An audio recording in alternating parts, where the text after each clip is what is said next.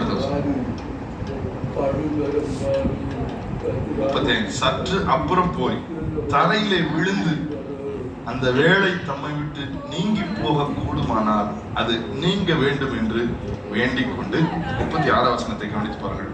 அப்பா பிதாவே எல்லாம் உம்மால் கூடும், இந்த பாத்திரத்தை என்னிலிருந்து எடுத்து போடும், ஆகிலும் என் சித்தத்தின்படி அல்ல உமது சித்தத்தின்படியே ஆக கடவுது என்றார். ஆமென் சொல்லுங்களேன். அவர் 12 சீஷர்கள் இருந்தாங்க. அந்த 12 சீஷர்கள்ல அவர் யார பக்கத்துல வச்சிருக்குன்னு அந்த டைம்ல தீர்மானிக்கிறார். You cannot have everybody with you all the time.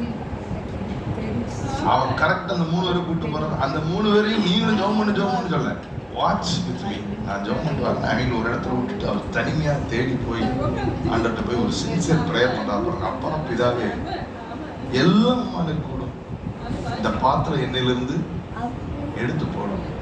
பாருங்க, நம்ம ப்ரேயரை you can open your heart and say anything to the Father.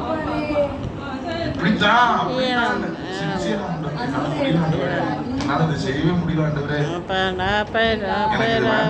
சொல்றதுக்கு நமக்கு உரிமை இருக்கு. ஆனா அப்படியே நின்றக்கூடாது. ஆனா இதை என்ன வச்சுதான் நீங்க செய்யணும்னு நினைச்சிருக்கீங்கன்னா அதுக்கு நான் ரெடியா இருக்கேன் ஆண்டவரே, நான் படிச்சேன். ஆமா சொல்லுங்களேன். ஊழிய பாதையில பல தருணங்களிலே இப்படிப்பட்ட நிலையில நான் ஆண்டவர் என்னால முடியல ஆண்டவரேன்னு சொல்லியிருக்கேன். அவர்கிட்ட அப்படிலாம் சொல்லலாம் தெரியுமா? அவர் வந்து ராங் வேர்ட் யூஸ் பண்ணிட்டு ரிஜெக்ட் அப்படின்னு சொல்றதுக்கு அவர் தேடுற நியாயாதிபதி அல்ல, அவர் புரிந்து விடுகிற ஒரு தகப்பன்.